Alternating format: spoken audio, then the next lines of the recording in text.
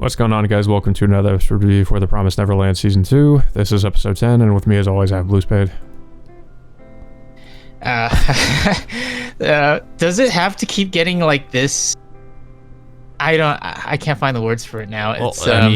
It's just so much plot convenience in one episode. Everything is just... this is what I was thinking, like, when I was watching the episode. It's almost like playing a video game on easy mode, because it's pretty much everything it just gets handed to the characters. It's like there's no... It feels like there's no stakes. Like, I mean, it's like they try to set up this, like, epic finale, but there's just no stakes because you're not invested in what's happening. And it's mainly because they cut out so much of the story, where it's like, I mean, had they not cut out so much of what was, what the original story was, maybe you might have felt something about what was happening in this episode. But because that's not there, it's like I just didn't care. Like, I don't know about you, I just didn't care what was happening. And not to mention, everything just happened so fast. It's like I couldn't process what was going on in this episode because they went so fast through, like, this confrontation, or the children going back to the Gracefield house. Yeah, and that whole scene with Vincent, like, potentially being like a bad guy is pretty much down the drain immediately. I just can't believe they had, like, the last episode, like, they made you think that Vincent was, like, betraying them, and then at the very beginning of this episode they just completely, like, show that it was all just some kind of a trap, I guess, and that, like, Vincent was just like I don't know what, I don't even know what they were trying to do with that. Like, did they explain that? Because I don't, like, did I miss something? Because I feel like I've missed, like, a lot of stuff that I was supposed to, like, that was happening. They just threw it in there. They just fucking threw it in there, like, for no reason. I just don't get it. Like, there's so much, like,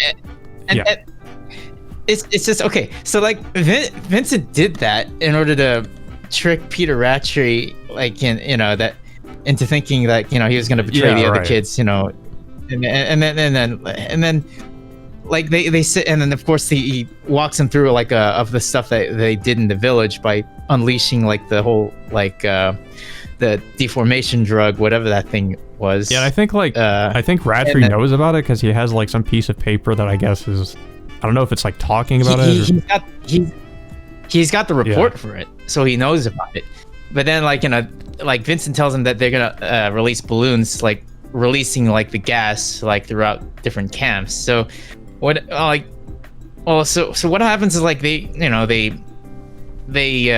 release, like, all these balloons. I don't even know where they got all this stuff. Yeah, where they get all the hot air balloons from. And then, of course, like, they're pretty much, like, scouting out for different herbs and all these other materials and different stuff. And like, pretty much all the kids, like, in the different camps are starting to get shipped out, including Phil. And then the balloons are, like, already over the houses, and then, like, the demons are, like, basically just shooting them down by throwing spears at it. And then, of course, they go up to the balloons, and then they blow up right next to them. And then you would think they'd be smart enough to realize it's a trap and to not go up to the balloon. Like, this is one thing too, that, like, it seems like they made everybody's dumb now, like, because they made all the antagonists dumb. Because like in the first season, it was interesting because Isabella was, like, always one step ahead. Like, she always knew what the children were going to do, and she was always, like, trying to, figure out what was going on. Like, and here it's just like they made all the antagonists just really stupid. Like, that's the only way this works, because they're all dumb. And I thought the demons would be a lot more intimidating and imposing, but they're just relegated to just nothing. They just have, like, spears and, like, I mean, I was thinking how dumb it was too, like, that the kids, all they have are just these bows and arrows, and they so easily manage to get back into Gracefield and disable the security and get into, I guess, the underground facility or whatever, and they get the other kids out. They get Phil, and then they hack into the system, too. like, I guess the mainframe, and just disable the power. And I'm just like, how, like, this facility, like, Gracefield is, like, just so, like, not well guarded at all. Like, I mean, because if you remember in that one episode, we had, like, that whole, like, squad of humans with guns and tactical gear. I'm just wondering where those guys are. Why aren't they protecting Gracefield? Instead, we have demons with spears, and just they're getting killed by kids with bows and arrows. I'm thinking if we had better defenses, like we had an army of people with tactical gear and guns. And also Peter Ratchery knew this was going to happen too. Do you think that he would prepare for the kids to go back to Gracefield and just break in? Why did it seem like he was not prepared for this at all? It just seems like he just did not prepare any defenses. He just you would think that he would try to do something, just defend the house better than he did. And it's just and then okay, so supposedly everything is going well, and then they all of a sudden all the kids gets cornered in in a rotundra kind of yeah, it's apparently the secret elevator. They said it's some secret elevator. Yeah. And then they get surrounded by Ratchery, Isabella, and then all the different sisters with rifles over them. And, they have guns. And then all of a sudden but of course this doesn't last long with since Isabella ends up turning on Ratchery shortly after that. And then she mentions that all of the chips in their hearts are conveniently shut down due to the hacking. And then of course another thing happens, saying that there's an army of demons before coming that too, to surround. They do get Phil and the other kids out by apparently infiltrating the group of children by dressing up as the children. And I guess the mothers the other mothers didn't realize this, and they just get trapped in that one area, and the kids get away. I mean, we remember how well trained Isabella is in hand-to-hand combat. Yeah. She literally broke she's Emma's really fast leg. Too. She could outrun any of the kids trying to run away. Yeah, but the three as well as Sister Crone. Sister Crone was also fast. But these other sisters or the mothers, they just get outsmarted by all the kids. Then they tripped over a bunch of luggage in the ground, and you would think they'd be a lot more aware than this. But then so back to what I was saying about about a bunch of army of demon reinforcements coming in to capture them, and then all of a sudden we have the villagers coming in to save the day. This might seem like an insane comparison, but it actually reminded me of that scene from Rise of Skywalker where Lando comes in and then he just has all these random people.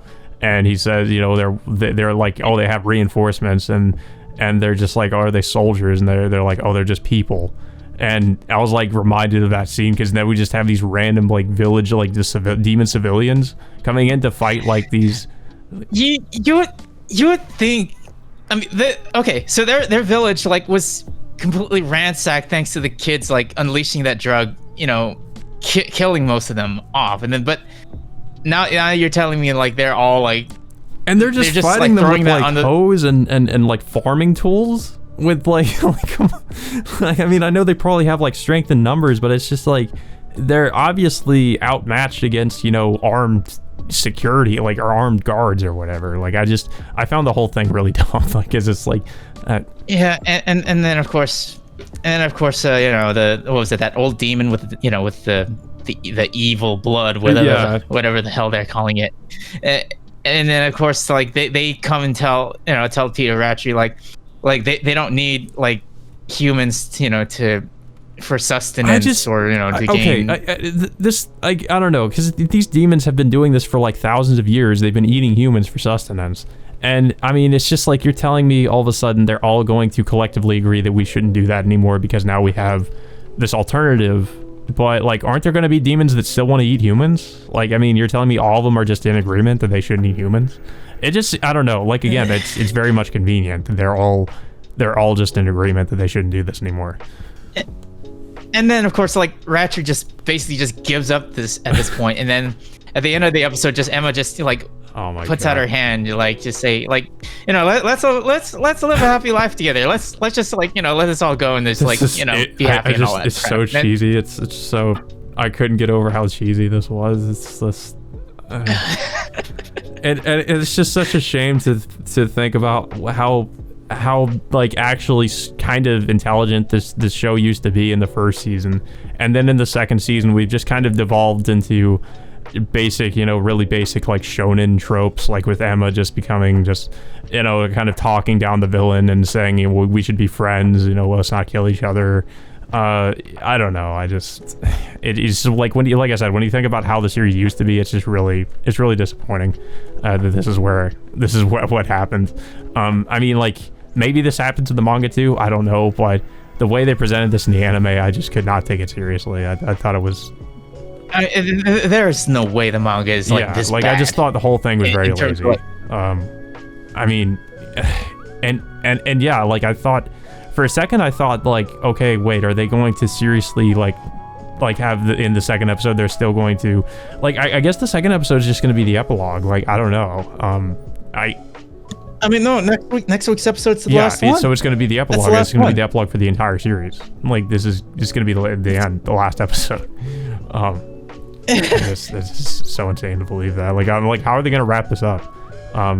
I'm pretty sure Peter Ratchery's going to like resist at the last moment or something, and then he's gonna have to get killed or whatever. Like, I'm predicting that's gonna happen. They're gonna have to kill him, and then like they're literally going to do a pretty much like, oh, everybody lived happily ever after the end, essentially. Like, because they killed the main villain. Now everybody, like all the demons, are like, well, we shouldn't eat humans anymore. If Peter Ratchery dies, then that kind of just.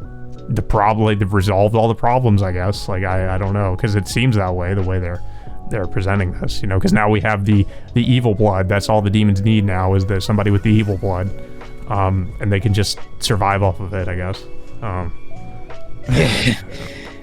This is such a mess. Like, this is such a mess. I just don't know where to begin. I mean, I'm already giving this like series like maybe a 3 or a 4. I don't care like what's gonna happen in the next episode. I know what's gonna happen. The only things I could say that's good about it are like the art, the animation, and the music. Everything else is pretty bad. Like, it's just not. It's not even worth it. Even if you like the art and the animation or the music. Ever since Norman came back, that's when the show just completely went downhill. I think for the first 3 or 4 episodes, I was still holding out hope that they would somehow go to the actually do the Goldie Pond arc, but yeah, that's not what happened. Instead, they just decided we're just going to skip a massive amount of content of the story and just go right to the end. So yeah, it's honestly probably the biggest. I don't know. This is probably like the biggest disappointment I think I've seen with an anime recently. To be honest, I can't. The only things I can think back to that were as disappointing were like Tokyo Ghoul and I don't know what else. Like, this is pretty much up. This is pretty up there with that. The Tsukihime. Well, that was. I mean, yeah, but I mean that was a pretty old show. So I'm talking about just recently. Yeah, that one. Just, God, I mean, we'll have to see what's gonna happen next week, but we pretty much know what's gonna happen at that point. It's just gonna. I already can predict what's gonna happen. I just know that Peter is going to reject Emma's hand, and he's going to one last time try to pull out either a trump card or some kind of weapon and kill one of the characters, and they're gonna have to kill him, and then he's just probably gonna die that way. And then, like I said, everything just resolves itself because now that Ratchery's dead, and everybody's just gonna, and all the mothers are against him. There's nothing left to overcome. So it's like, it's pretty much it for the story, I guess. And they're just gonna, have, I guess, the remainder of the episode be the epilogue of the series. So that's probably how it's gonna play out. Yeah. But yeah, I just.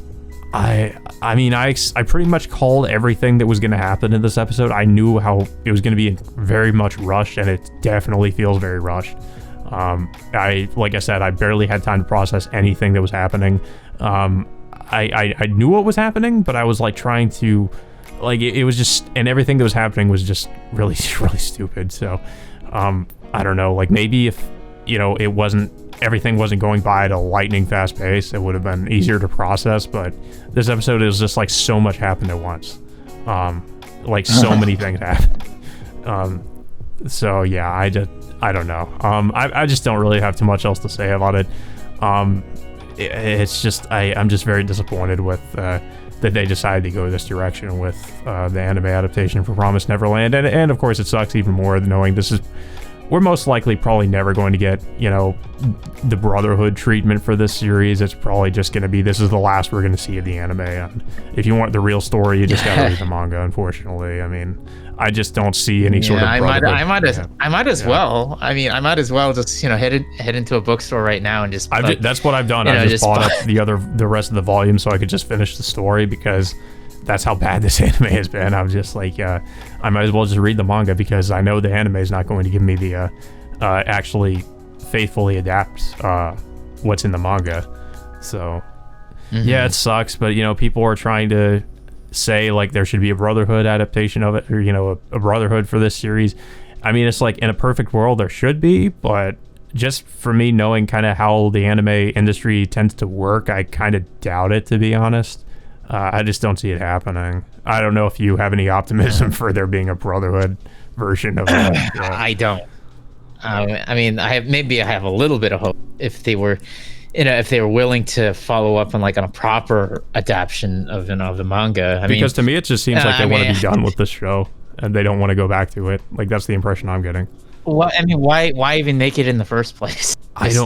Just to be honest. I don't know. Like, I guess just because, you know, people wanted a season 2, and maybe when they decided they were going to do a season 2, they didn't realize that they were going to have so many other productions they're working on. So I guess maybe at some point they decided we're just going to have this be the final season, and they just did it that way, I guess. It could have been how it happened, but I don't know. It sucks. Like, I just wish, you know, I mean, this series deserves so much better, because from what I've read of it, the manga, it's very good. And, you know, I mean, people can say what they will about the manga ending, but I mean, now we'll just have this to look back on and think, you know, well, it can't be as bad as this. I mean, because this is significantly worse than, I'm pretty sure, however the manga actually ends. I mean, this is probably 1,000 times worse.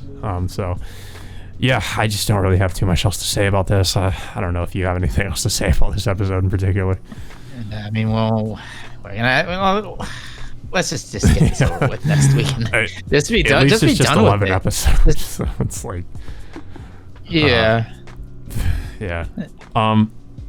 So that all being said, I guess for the finale of the entire series, we'll see you guys next Thursday. So, yep.